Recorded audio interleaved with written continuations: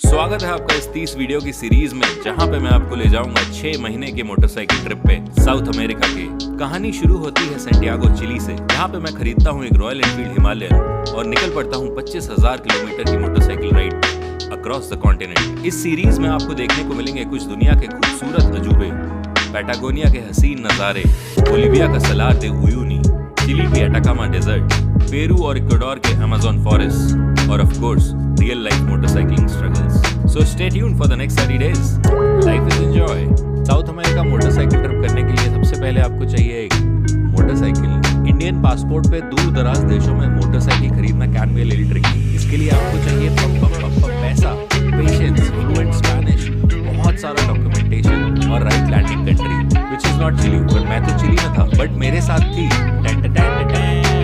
किस्मत। South America पहुंचने से पहले मैंने इंस्टाग्राम पे एक अमेरिकन लड़के को पकड़ा जो स्पेनिश बोल लेता था और वो कोलंबिया से चिली आ रहा था और मुझको जाना था चिली से कोलंबिया। फॉर्चुनेटली हमारी डेट्स मैच कर गई और उसके पास थी अपने ही देश की मिट्टी की बनी हुई motorcycle royal Enfield Himalayan. Motorcycle मिट्टी से बनती है। चिली में कोलंबियन मोटरसाइकिल खरीदने के लिए सबसे पहले आपको चाहिए बाइक की इंश्योरेंस, कोलंबियन एम्बेसी से परमिशन और कस्टम्स पे जाके आपको नाम ट्रांसफर कराना पड़ेगा। और ये सब मैंने कर लिया अपने पहले ही जेट लैग दिन में। और कॉन्टिनेंट पे लैंड करने के 24 घंटे के अंदर हमारे पास थी मोटरसाइकिल। Life is enjoy.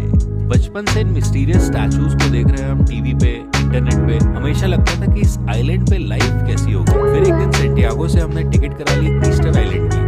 यहाँ से नियरेस्ट मेनलैंड भी 4,000 किलोमीटर दूर है, फिर भी 1500 साल पहले से यहाँ पे लोग रह रहे हैं। लकीली मैं ईस्टर आइलैंड यहाँ के एनुअल फेस्टिवल के समय पहुंचा और पूरे आइलैंड पे अलग अलग एक्टिविटीज चल रही थी और कुछ गेम्स तो ऐसे थे कि तकेशीस कासल को टक्कर देते। देखने के लिए पूरे आइलैंड के अलग अलग पार्ट्स पे ये मिस्टीरियस माओरी स्टैचूज रखे हैं जो सनराइज और सनसेट पे बहुत ही खूबसूरत लगती है। इनकी सबसे बड़ी मिस्ट्री यही है कि ये इतनी बड़ी और भारी स्टैचूज पूरे आइलैंड के अलग अलग लोकेशंस पे पहुंची कैसे। एक थ्योरी तो ये भी है कि शायद एलियंस ने ये स्टैचूज बनाए हैं, हो भी सकता है वो सच हो। इसके अलावा यहाँ पे एक डेड वोल्केनो है रानो कऊ, जिसके बीचों बीच एक फ्रेश वाटर लेक भी है। ईस्टर आइलैंड पे 4 दिन बिताने के बाद मैं वापस सैंटियागो आया और शुरू कर दी अपनी 25,000 किलोमीटर की motorcycle ride. Life is enjoy.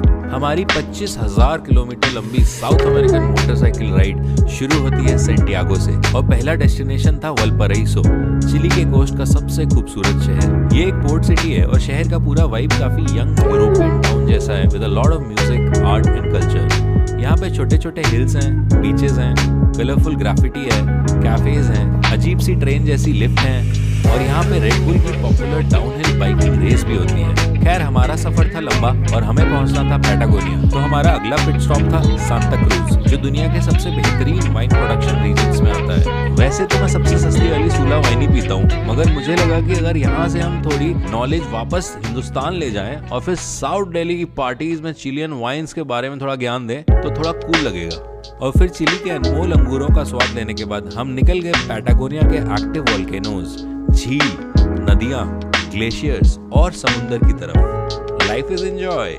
Chilli में कुछ 1200 किलोमीटर बाइक चलाने के बाद हम पहुंच गए 2 महीने के लिए पैटागोनिया। पैटागोनिया की शुरुआत ओसोर्नो से हुई, जहां पे एक बहुत ही खूबसूरत एक्टिव वोल्केनो और बहुत सारी झीलें हैं। इतनी खूबसूरत जगह में बाइक चलाने में इतना मजा आया कि हम बाइक चलाते ही चले गए और फिर एक दिन रोड ही खत्म हो गई, तो हमने मोटरसाइकिल डाली फेरी पे और पहुंच गए चिलोई, चिली का सबसे बड़ा आइलैंड, जहाँ पे अलास्का से शुरू होने वाला 50,000 किलोमीटर लंबा पैन अमेरिकन हाईवे खत्म होता है। चिलोई में हमने देखे कुछ अतरंगी जीव जंतु जैसे कि पत्ते, पेंगुइन्स, डॉल्फिन्स और बहुत सारी चिड़िया। टूरिज्म के वास्ते हम यहाँ की यूनेस्को हेरिटेज झोपड़पट्टियों में भी गए, जिनको पैलाफिडोस कहते हैं, और हमने यहाँ की वर्ल्ड फेमस वुडन चर्चेज में जाके चर्चा भी की। बट मजा तो हमें सिर्फ मोटरसाइकिल चलाने में आ रहा था, तो हम निकल गए दुनिया की सबसे खूबसूरत रोड की तरफ, कारातेरा ऑस्ट्रेल, जिसके बारे में हम बात करेंगे अगले वीडियो में। Life is enjoy.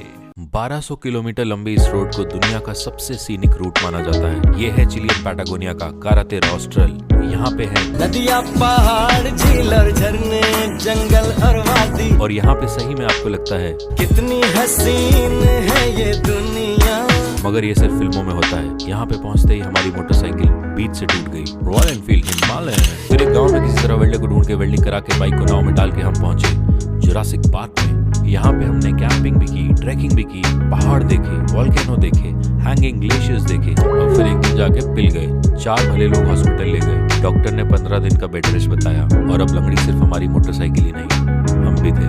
अपनों से हजारों मील दूर पैराडाइज होमस्टे में फैमिली ने हमारा ख्याल रखा। वीजा एक्सपायर होने वाला था और शायद हमारी 25,000 किलोमीटर की बाइक राइड का सपना भी। Life was not enjoy. दुनिया की सबसे खूबसूरत रोड पर हमारा एक्सीडेंट हो गया और 15 दिन खराब हो गए, जिसका मतलब था वीजा में 15 दिन कम। तो हम निकल पड़े अर्जेंटीना बॉर्डर की तरफ। दर्द से थोड़ी तकलीफ थी मगर नज़ारे इतने खूबसूरत थे कि life was full enjoy. Chile से अर्जेंटीना जाने के लिए 1800 स्क्वायर किलोमीटर का ये लेक पार करना होता है, जिसमें आपको कुछ नहीं तो 1800 शेड्स ऑफ ब्लू दिख जाएंगे। इसके बीचों बीच मार्बल के केव्स भी है जहाँ नाव से जा सकते हैं। अचानक से सब कुछ अच्छा लगने लगा था, मगर फिर पहुंच गए हम अर्जेंटीना बॉर्डर, जहाँ की फिजा है निराली। तो ये पहला बॉर्डर क्रॉसिंग है, अभी चिली की साइड खड़े हैं। पैटागोनिया में इतनी तेज हवा चलती है कि ट्रक पलट जाते हैं और फिर कुछ ऐसा हुआ जिसकी कल्पना कोई भी नहीं कर सकता था। मैंने बॉर्डर पे जैसे ही अपने डॉक्यूमेंट्स निकाले, हवा का एक झोंका आया और सारे डॉक्यूमेंट्स उड़ के कहीं और चले गए। मेरा पासपोर्ट मेरे बिना ही उड़ के दूसरे देश चला गया। पूरा इमिग्रेशन डिपार्टमेंट भाग के मेरे पेपर्स बटोर रहा था और मैं वहाँ अकेले खड़े होकर अपने आप से पूछ रहा था, इज लाइफ एंजॉय? अर्जेंटीना में तेज हवा से आधे डॉक्यूमेंट खोने के बाद हम पहुंचे रूटा 40। ये वही रूट है जो चे गुवेरा ने लिया था मोटरसाइकिल डायरीज में। ये दुनिया की सबसे बैरन लैंड्स में आता है और इतना बैरन है कि पहले 500 किलोमीटर में हमें सिर्फ 26 पेड़ दिखे। इससे ज्यादा तो वही हमारे फर्स्ट कजिन है। तो फिर चे गुवेरा के नक्शे कदमों पे जैसे ही निकले वैसे ही हमारा पेट्रोल खत्म हो गया और 400 किलोमीटर के स्ट्रेच में सिर्फ एक गाँव था, बाही कारिकोलिस, town in the middle of nowhere, जहाँ की पॉपुलेशन थी 16। इससे ज्यादा तो हमारे मौसा हैं। यहाँ पेट्रोल पंप तो था मगर पेट्रोल नहीं। 6 घंटे का इंतजार करने के बाद कुछ राइडर्स ने मुझे 5 लीटर पेट्रोल दिया और हम निकल गए दुनिया के सबसे मुश्किल ग्रेवल को पार करके पहाड़ों की खोज में। एल चार्ल्टन चिलियन बॉर्डर के पास एक छोटा सा शहर है और पैटागोनिया की one of the most popular destinations, क्योंकि यहाँ पे है दुनिया के सबसे खूबसूरत पहाड़ों में से एक, फिट्जरॉय। बट क्या हम वो चढ़ पाएंगे? अगले एपिसोड में life is enjoy. 4000 kilometre bike चलाने के बाद हम पहुंच गए थे अर्जेंटीना के एल चार्ल्टेन, वो करने जिससे हमारी रूह भी कांपती थी, ट्रैकिंग। अर्जेंटीना का फेमस फिट्जरॉय ट्रैक अगर आप सुबह स्टार्ट करें तो सनसेट तक वापस आ सकते हैं, मगर हम तो ठहरे परदेसी। 10,000 स्टेप तो हमारे महीने में पूरे नहीं होते, तो पहाड़ क्या चढ़ेंगे। मगर दृढ़ निश्चय और स्किनी डिपिंग करती लड़कियां देखने की उम्मीद में हम गिरते पड़ते लंगड़ाते ऊपर तक पहुंच गए। What A wow! मगर सनसेट तो ऊपर पहुंचने में ही हो चुका था। फिर भी हार नहीं मानी और रात को 2 बजे वापस हॉस्टल पहुंच गए। पहला इंसान जो 8 घंटे के ट्रैक में 8 घंटे लेट हो गया। फिर भी लाइफ इज एंजॉय। बर्फ बर्फ बर्फ ही बर्फ, इतनी बर्फ ऐसा लग रहा है भगवान ने खुला छोड़ दिया है। ये है अर्जेंटीना का पेरितो मोरिनो ग्लेशियर और ये हमारी 25,000 किलोमीटर की मोटरसाइकिल ट्रिप की टॉप 5 हाइलाइट्स में आता है। पैटागोनिया का सबसे सुंदर पहाड़ चढ़ने के बाद हमारी मोटरसाइकिल पहुंच गई पेरितो मोरिनो ग्लेशियर, जो कि 30 किलोमीटर लंबा, 5 किलोमीटर चौड़ा और 250 फीट ऊंचा ग्लेशियर है। इनफैक्ट ये अंटार्कटिका और ग्रीनलैंड के बाद दुनिया का 3rd largest fresh water reserve है। वाओ पलूजा! यहाँ से हम निकले दुनिया के अंत की खोज में, लाइक लिटरली। मगर हमें ये नहीं पता था कि हमारे अंदर के कोलंबस को कुछ खूंखार चिली के कुत्ते रोक लेंगे। अर्जेंटीना बॉर्डर पार करते ही मुझे एक कुत्ते ने काट लिया। अब बताइए, आप इतने दूर दराज रिमोट देशों में मोटरसाइकिल पे जा रहे हैं, कुत्ता काट ले, फिर आपको वहाँ भाषा भी नहीं पता और आपको अस्पताल ढूंढने और फिर स्पेनिश में समझाना है, भैया कुत्ते ने काट लिया, इंजेक्शन लगा दो। इतनी आसान नहीं है मोटरसाइकिल पे जिंदगी। फिर भी life is enjoy. South America में हमारी मोटरसाइकिल 5000 किलोमीटर पूरे कर चुकी थी और हम पहुंच गए थे चिली के मग्दलेना आइलैंड पे, जो फेमस है पेंगुइन्स के लिए। मगर अभी आइलैंड पे एंड ऑफ सीजन सेल चल रही थी और पेंगुइन्स के मामले में सिर्फ आखिरी का माल बचा था। यहाँ हमें पता चला कि पेंगुइन 17 टाइप के होते हैं और जिनको हम बचपन से जानते हैं टीवी के थ्रू, पिंगू के थ्रू, वो किंग पेंगुइन्स हैं जो सिर्फ अंटार्कटिका में होते हैं। वैसे तो अंटार्कटिका यहाँ से ज्यादा दूर नहीं था, मगर वहां तक रोड नहीं जाती थी और हम तो मोटरसाइकिल पे थे, तो हम निकल पड़े दुनिया की अंतिम रोड की तरफ।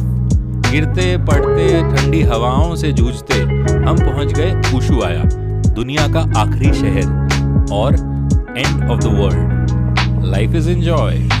हमारी 6 महीने की मोटरसाइकिल ट्रिप 5000 किलोमीटर पूरी कर चुकी थी और हम पहुंच गए थे दुनिया के आखिरी शहर उशुआया। तेज हवाओं के बवंडर से जूझते हुए जब आप मोटरसाइकिल पे एंड ऑफ द वर्ल्ड पहुंचते हो, आपको सही में लगता है कि कुछ तो उखाड़ लिया है। यहाँ पे दुनिया का आखिरी पोस्ट ऑफिस भी है, जहाँ से मैंने अपने बॉस को एक पोस्ट कार्ड भेजा अर्जेंटीना से गुड़गांव, उनको थैंक यू बोलने के लिए कि मुझको 6 महीने की छुट्टी दे दी साउथ अमेरिका घूमने के लिए। मेरे कलीग्स ने बताया कि उनकी थोड़ी किलस तो गई थी।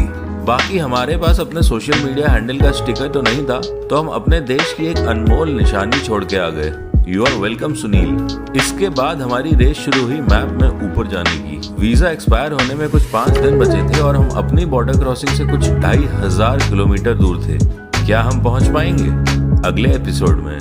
Life is enjoy. Argentina visa expire होने में सिर्फ 5 दिन थे और हम बॉर्डर से 2500 किलोमीटर दूर। पहले दिन मौसम खराब होने की वजह से पुलिस चौकी में सोना पड़ा। दूसरे दिन बाइक का टायर फट गया। तीसरे दिन हॉस्पिटल जाना पड़ा एंटी रेबीज का इंजेक्शन लगवाने, क्योंकि एपिसोड 10 में कुत्ते ने काट लिया था। चौथा दिन सरप्राइजिंगली बढ़िया गया। खूबसूरत पहाड़, सुंदर वादियां, अनगिनत झीलें, जंगल और झरने। और 5वें दिन बॉर्डर से 2 किलोमीटर पहले बाइक की क्लच प्लेट टूट गई। फिर किसी तरह बाइक को अपहिल धक्का मार के बॉर्डर बंद होने से 5 मिनट पहले मैंने बॉर्डर पार किया। वो मेरा आखिरी दिन भी था। थका हारा मायूस मैं रात के अंधेरे में चिली के एक गांव में खड़ा था, जहां मुझे विक्टर मिला। उसने मुझे अपने लेक साइड घर पे पार्टी के लिए बुलाया और अगले दिन उसके दोस्त मेरी बाइक 200 किलोमीटर दूर मैकेनिक पे ले गए। Life is tough but enjoy. World's oldest और ड्राइएस्ट डेजर्ट में आपका स्वागत है। ये है साउथ अमेरिका की Atacama desert. 1 lakh square kilometre के इस रेगिस्तान में आपको कुछ भी दिख सकता है, जैसे कि ये रेफ्रिजरेटर। और 10,000 किलोमीटर मोटरसाइकिल चलाने के बाद आप रेगिस्तान में कहीं भी जाते हो, जैसे कि ये 36 फीट ऊंचा हैंड ऑफ डेजर्ट। और ये कोई कांग्रेस का एडवर्टीजमेंट नहीं है। इस हाथ की कहानी ये है कि 1600 किलोमीटर लंबी एटाकामा डेजर्ट में सब कुछ बंजर है, और जब मुसाफिर घंटों गाड़ी चलाने के बाद यहाँ से गुजरते हैं, ये हाथ उन्हें वेव करता है। और जब आप पिछले 10 दिन में 5000 किलोमीटर मोटरसाइकिल चला के आ रहे हो, आपके चेहरे पे अपने आप एक स्माइल आ जाती है। मैं तो यहाँ रात भर अकेले कैंप लगा के रुक गया, और रात के नजारे तो भाई साहब अविश्वसनीय थे। एटाकामा दुनिया की सबसे खूबसूरत स्टारगेजिंग डेस्टिनेशन ऐसे ही नहीं मानी जाती, मगर मुझे ये नहीं पता था कि ये तो सिर्फ शुरुआत है, क्योंकि अगले कुछ दिनों के लिए मैं बोलीविया के सलार दे उयूनी जा रहा था। Life is enjoy. हमारी मोटरसाइकिल ट्रिप को 3 महीने हो चुके थे और हम पहुंच गए थे बोलीविया के सलार दे उयूनी, जो दुनिया का सबसे बड़ा सॉल्ट फ्लैट है। समझ लीजिए रन ऑफ कच्छ का बड़ा भाई लद्दाख की हाइट पे। अब देख सकते हैं मोदी जी ने क्या डेवलपमेंट किया है। गुजरात से रन ऑफ कच्छ बोलीविया लेके आए हैं। 11,000 स्क्वायर किलोमीटर के सॉल्ट फ्लैट के बीचों बीच एक सॉल्ट होटल है, जहां मैं पहले दिन रुका और कुछ माइंड ब्लोइंग तस्वीरें ली। मगर लौटते वक्त होटल ही खो गया और 2 घंटे तक मैं अंधेरे में भटकता रहा, क्योंकि चारों तरफ सब एक जैसा था। अगले दिन मैंने अकेले एक छोटे से डेजर्ट आइलैंड पे कैंपिंग की। थोड़ी सी लकड़ी मिल गई और फिर महफिल लगी सितारों के संग। और जब भूख लगी तो ऐसे वक्त पे मेरा साथ देता है NTR का पनीर बटर मसाला। नाश्ते में हमने आलू भुजिया खाई और आलू भुजिया ने हमें। सलार में अकेले बिताए ये 3 दिन जिंदगी के सबसे खूबसूरत दिन थे। इसीलिए तो लाइफ इज एंजॉय।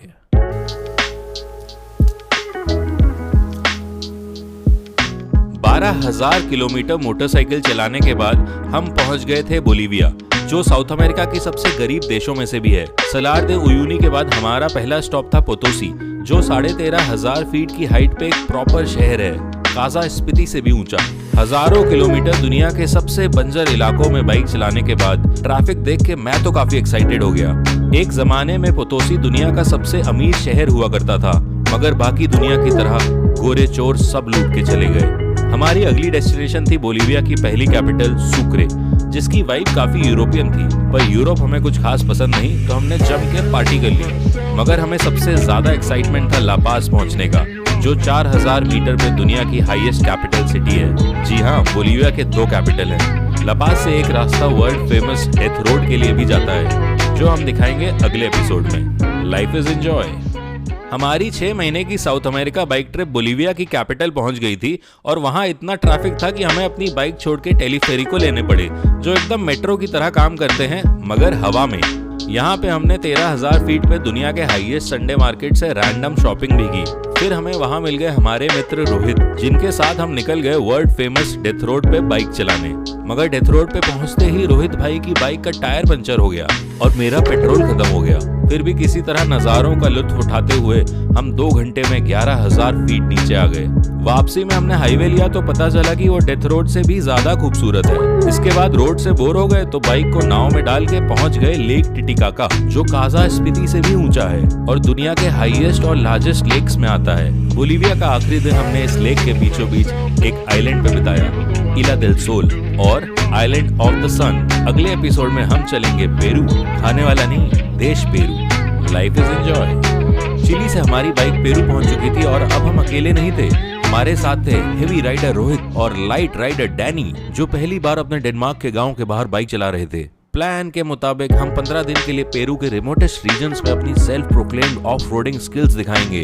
तो हम निकल गए कुस्को से अमेज़न के जंगलों की तरफ। ये रास्ता 14,000 फीट से 1,000 फीट कुछ 50 किलोमीटर में पहुंच जाता है, मगर रास्ता इतना खराब है कि कुछ 100 किलोमीटर में ही 8 घंटे लग गए। और जब रोड खत्म हुई तो नाव वाले ने 50,000 रुपए मांग दिए आगे जाने के। हमें कौन सा एनाकोंडा देखना था, हमें तो बाइक चलानी थी। तो हम नेशनल पार्क छोड़ के ट्रेस क्रूसेस पहुंच गए, जो अमेज़न के जंगलों के ऊपर एक व्यू पॉइंट है और साउथ अमेरिका का सबसे खूबसूरत सनराइज पॉइंट भी।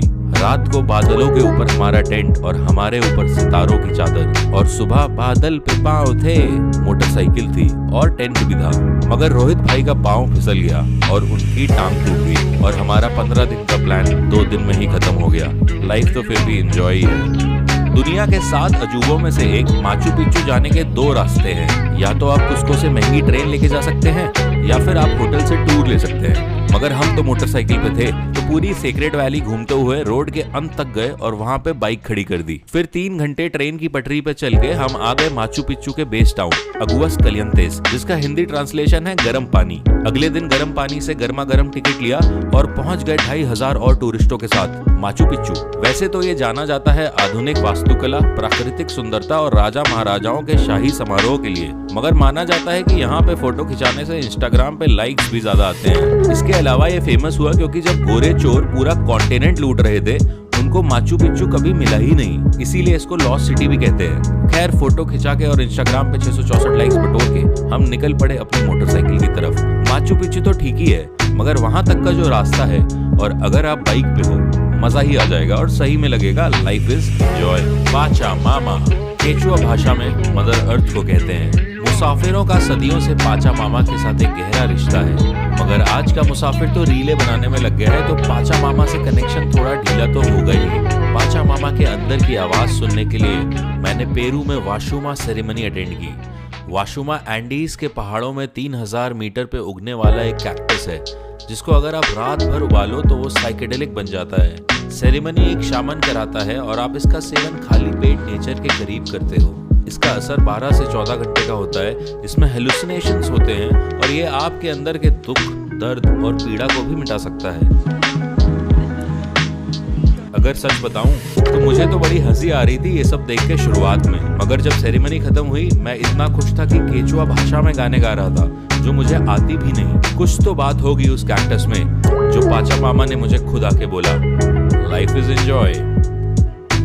4 देशों में 17,000 किलोमीटर बाइक चलाने और उबले हुए साइकेडेलिक कैक्टस से अपनी अंतरात्मा को जगाने के बाद हम निकल पड़े पेरू की डेजर्ट की तरफ। ये रास्ता 16,000 फीट से समुद्र किनारे तक जाता है और रास्ते में दुनिया का सबसे बड़ा कैनियन आता है, कोलका कैनियन, जो 4 किलोमीटर गहरा है। यहाँ पे आप कॉन्डोर्स के साथ चिड़िया उड़ भी खेल सकते हैं, जो दुनिया की सबसे बड़ी फ्लाइंग बर्ड है। सिर्फ चिड़िया ही नहीं, पेरू में दुनिया के सबसे बड़े सैंड ड्यून्स भी हैं, जो 1 किलोमीटर तक ऊंचे हो सकते हैं। तो हमने मोटरसाइकिल छोड़ के ड्यून बैशिंग का एक मैड मैक्स टूर ले लिया। यहाँ पे आप लाल बगियों में क्रेजी ड्राइवर्स के साथ पहाड़ जैसी बड़ी सैंड ड्यून्स का लुत्फ उठा सकते हो। इसके अलावा सैंड सर्फिंग का तो यहाँ पे अलग ही मजा है। ये सब होता है हुआकाचीना में, जो रेगिस्तान के बीचों बीच एक ओएसिस है। यहाँ से कुछ दूर ही पराकस नेशनल पार्क है, जहाँ रेगिस्तान खत्म हो जाता है और समुंदर शुरू। ऑफ सीजन के चलते पूरे नेशनल पार्क में सिर्फ मैं और मेरी तन्हाई, मतलब की मोटरसाइकिल थी। Life is enjoy. हमारी मोटरसाइकिल पेरू की कैपिटल लीमा पहुंच गई थी और हमारे सारे पैसे समय से 1.5 महीने पहले ही खत्म हो गए थे। वक्त आ गया था फोनो फ्रेंड लाइफलाइन यूज करने का और अपने गुड़गांव के अमीर दोस्तों से उधार मांगने का। लीमा को दुनिया की गैस्ट्रोनॉमिकल कैपिटल कहा जाता है और पैसे आते ही हमने जो महंगे महंगे रेस्टोरेंट में खाना पेला है, भाई साहब, चूपे दे कैमरॉन, दुनिया की सबसे बड़ी स्नेल्स, पेरू का अपना देसी चाइनीज, अमेज़न की अपनी बिरयानी, ग्रिल्ड ऑक्टोपस और पेरू की नेशनल डिश सेविचे लीचे, ओहो हो। यहाँ पे एक और स्पेशलिटी है मेंढक का जूस, जिसमें मेंढक को बियर के साथ मिक्सी में डाल के एक क्रेजी सा एफ्रोडिजियाक जूस बना देते हैं। ट्यूसडे का बहाना मार के मैंने तो ट्राई ही नहीं किया। लीमा की फुटेज थोड़ी कम है क्योंकि यहाँ पे अक्सर गन पॉइंट पे आपको लूट लिया जाता है। इनफैक्ट मेरी एक दोस्त बस से जा रही थी, 3 लोगों ने बंदूक दिखा के पूरी बस लूट ली। खैर मेरा तो सिर्फ हेलमेट और पंचर की ही चोरी हुई। अब वक्त आ गया था बाइक को थोड़े दिन लीमा में छोड़ के अमेज़न के माइंड ब्लोइंग जंगलों को देखने का। Life is enjoy. South America में हमें 5 महीने हो चुके थे और समय आ गया था मोटरसाइकिल को थोड़ा सा ब्रेक देने का। अमेज़न की वेबसाइट तो बहुत बार देखी है, मगर अब हमें देखनी थी अमेज़न रिवर और अमेज़न के घने जंगल। लीमा से हम फ्लाइट से पहुंच गए इकितोस, जहां हमने 3 दिन का जंगल टूर लिया, जिसमें हम देखेंगे डिस्कवरी चैनल वाले जानवर, हूबा करते आदिवासी, एनाकोंडा का घर, पिराना फिशिंग और ayahuasca सेरेमनी। 3 घंटे नाव में और 4 घंटे दलदल में रोड चल के हमें पता चला कि दुनिया का सबसे खतरनाक जानवर एनाकोंडा नहीं बल्कि मच्छर है। जानवर तो कुछ खास नहीं दिखे, मगर हमें अपना सोल एनिमल जरूर मिल गया। रात को ayahuasca सेरेमनी के नाम पे नकली ayahuasca पिला दिया और मैं समझ गया स्कैम हुआ है, जब पेरू के गांव का आदमी सेरेमनी कराते हुए गायत्री मंत्र पढ़ रहा था। हेलुसिनेशंस तो हुई नहीं, एसिडिटी जरूर हो गई। खैर नाव से नज़ारे तो बहुत खूबसूरत थे, मगर उन नज़ारों को कैप्चर करता हमारा अमेज़न वेबसाइट से खरीदा हुआ ड्रोन अमेज़न की नदी में शहीद हो गया, और उसी के साथ 4 महीने की एरियल फुटेज भी। Life was not so enjoy. 25,000 kilometre की मोटरसाइकिल ट्रिप में आपका सबसे बड़ा दोस्त और सबसे बड़ा दुश्मन एक ही है, मोटरसाइकिल। थोड़ा रिकैप दे दूं तो मैंने चिली में एक सेकंड हैंड हिमालयन खरीदी थी, जिसकी रजिस्ट्रेशन कोलंबिया की थी, और मुझे चिली से पूरा कॉन्टिनेंट घूमते हुए कोलंबिया पहुंचना था। अभी तक बाइक का एक एक्सीडेंट हो चुका था, 3 टायर बदल चुके थे, एक बार क्लच प्लेट टूट चुकी थी और 25-30 बार बाइक गिर चुकी थी। बट सबसे बड़ा प्रॉब्लम था जब पहले ही महीने में बाइक का फ्रेम टूट गया था। मैंने इंस्टाग्राम पे कुछ एक्सपर्ट राइडर से पूछा तो उन्होंने बोला कि भैया बाइक को यहीं छोड़ दो, ये आगे नहीं जा पाएगी। 15,000 किलोमीटर लेटर नॉर्थ पेरू के एक रिमोट इलाके में 16,000 फीट पे अंधेरे में इसका फ्रेम वापस टूट गया, मगर मैंने हार नहीं मानी। लिटरली बंजी कॉर्ड से मैंने बाइक का पिछला हिस्सा अगले हिस्से से बांध के अकेले 150 किलोमीटर दूर वेल्डर के पास गया। पहुंचते पहुंचते बाइक का स्विंग आर्म भी टूट गया, जिसका मतलब था बाइक लिटरली 2 टुकड़ों में थी। शायद वक्त आ गया था गिव अप करने का, मगर फिर हम कैसे कहते, life is enjoy. North Peru के एक गांव में अपनी टूटी हुई मोटरसाइकिल और अरमानों को लेके मैं एक हरमानो के पास गया, जो 250 लोगों के गांव में नंबर 1 वेल्डर था। बाइक की हालत रामाधीर सिंह की मौत से भी बुरी थी, मगर 5 जगहों पे बाइक में वेल्डिंग करा के हम निकल पड़े दुनिया की हाईएस्ट टनल से अपने आखिरी 5,000 किलोमीटर के सफर पे। अब मुझे चीजों से फर्क पड़ना बंद हो चुका था। अच्छा हो या बुरा हो, जिंदगी में शायद आप इतनी खूबसूरत जगहों पे दोबारा न जाओ। मैं पेरू के हुआस्करन नेशनल पार्क में था और प्रकृति के इन नज़ारों ने तो जैसे सारे गम ही मिटा दिए। ये है लेक पारोन और ये 6,000 मीटर का पहाड़ शायद आपने पहले कहीं देखा हो। कहा जाता है कि पैरामाउंट पिक्चर्स का लोगो इसी पहाड़ से इंस्पायर्ड है। वैसे तो यहाँ लोग डे टूर पे आते हैं, मगर जब रात को आपके सामने पूरा ब्रह्मांड होता है, आपको अपनी जिंदगी की मुश्किलें इतनी मामूली लगने लगती हैं। सवेरे उठा तो यहाँ के गार्ड नाव में बैठ के वायलिन बजा रहे थे। जिंदगी के इन्हीं हसीन पलों को कहते हैं लाइफ इज एंजॉय। पेरू में 50 दिन बिताने के बाद वक्त आ गया था नए देश का भ्रमण करने का, और हमारी मोटरसाइकिल पहुंच गई थी इक्वाडोर। इक्वाडोर के पापा ने इक्वाडोर का नाम इक्वाडोर इसलिए रखा क्योंकि वो इक्वेटर पे है। भगवान का शुक्र है कि वो ट्रॉपिक ऑफ कैंसर पे नहीं था। तो जस्ट फॉर फन हम पहुंच गए भूमध्य रेखा को ढूंढने। कहा जाता है कि इक्वेटर पे अगर आप अंडे को कील के ऊपर रखो तो वो गिरेगा नहीं। हमसे तो पहली बार में ही वो हाफ फ्राई बन गया। खैर अच्छा तो लगा 5 महीने बाद नॉर्दर्न हेमिस्फीयर में अपने कदम रख के। ऐसा लगा अब घर दूर नहीं। इक्वाडोर की कैपिटल है क्वितो, जो दुनिया की सेकेंड हाईएस्ट कैपिटल है लापास के बाद, जहां हम एपिसोड 17 में थे। शहर तो बहुत खूबसूरत है, मगर शाम को 6 बजे के बाद ये थोड़ा अनसेफ हो जाता है। तो हम निकल गए टेलीफेरिको से शहर को 13,000 फीट से देखने। यहाँ पे आप पैदल ही एरोप्लेन वाले नजारों का लुत्फ उठा सकते हो। यहाँ से 19,000 फीट ऊंचा वोल्केनो कोटोपाक्सी भी दिखता है, और वहाँ से कुछ दूर ही है चिम्बोरोजो, जो माना जाता है कि माउंट एवरेस्ट से भी ऊंचा पहाड़ है। इसका लॉजिक आप गूगल कर सकते हैं। तब तक मैं दुनिया के सबसे ऊंचे झूले का लुत्फ उठाता हूँ। Life is enjoy. 6 महीने में हमने इतनी मोटरसाइकिल चला ली कि ऐसा लगा कि पृथ्वी के बीच में पहुंच गए। लॉर्ड ऑफ द रिंग्स का मिडिल अर्थ असली में होता तो शायद ऐसा ही दिखता। ये है क्विलोतोवा। ये 13,000 फीट पे एक वोल्केनो है, जो 800 साल पहले ऐसा फट के फ्लावर हुआ कि धराशाही होके इसके बीच में ये 3 किलोमीटर चौड़ा लेक बन गया। और यहाँ की सबसे खास बात है कि यहाँ पहुँचने के लिए दुनिया की सबसे ओवररेटेड एक्टिविटी नहीं करनी पड़ती, जो है ट्रैकिंग। यहाँ से लिटरली 50 मीटर दूर बाइक पार्क करके आप इन व्यूज का लुत्फ उठा सकते हैं। इसके अलावा इक्वाडोर के मिडिल अर्थ में रिवेंडेल भी है, जहाँ पे है ये वाटरफॉल पाइलोन डेल डियाब्लो, जिसका हिंदी में अनुवाद है शैतान की हांडी। पॉपुलर टूरिस्ट प्लेस के चलते मेरी यहाँ से थोड़ी उम्मीदें कम थी, मगर जब मैं यहाँ पहुंचा मेरा जॉ ऐसा ड्रॉप हुआ कि वहाँ उस वोल्केनो जितना बड़ा गड्ढा हो गया और यहाँ पे पानी का बहाव तो ऐसा है कि लग रहा था कि पृथ्वी को मल्टीपल ऑर्गेज्म हो गया। बाकी हमारा क्या है, हम तो मुसाफिर आदमी हैं, हमारी तो लाइफ ऑलवेज एंजॉय। इक्वाडोर के अमेज़न के जंगलों में मुझको एक तोता मिला जिसका नाम था पापी। ये पापी तोता इतना रंगीन था कि शावर के नीचे नहाता था। एक दिन इसने मेरे कान में आके बोला, पाजी आपने बाइक से दुनिया तो घूम ली है, मगर क्या आपने अपने अंदर झांक के देखा है? पापी तोते के कहने पे मैंने ayahuasca सेरेमनी अटेंड की। ayahuasca को साइकेडेलिक दुनिया का बादशाह माना जाता है और इसमें एक सब्सटेंस होता है DMT, जो आपको एक काल्पनिक दुनिया में भेज देता है जिसमें आपको लगता है कि आपकी असली दुनिया ही काल्पनिक है। माना जाता है कि जब इंसान पैदा होता है और मरता है, उसका दिमाग नेचुरली एक केमिकल रिलीज करता है जिसमें समय रुक जाता है और आप एक विकृत दुनिया में चले जाते हो। ayahuasca का असर कुछ ऐसा ही होता है और एक अच्छा ट्रिप आपकी पूरी जिंदगी बदल सकता है। हजारों सालों से अमेज़न के जंगलों में ayahuasca का सेवन होता है कि जब आपकी मौत हो आप उस इटर्नल ट्रिप को एंजॉय कर सको। सच बताऊं तो मेरी तो काफी फट गई थी, मगर फिर पापी तोते ने मेरे कान में आके बोला, लाइफ इज एंजॉय।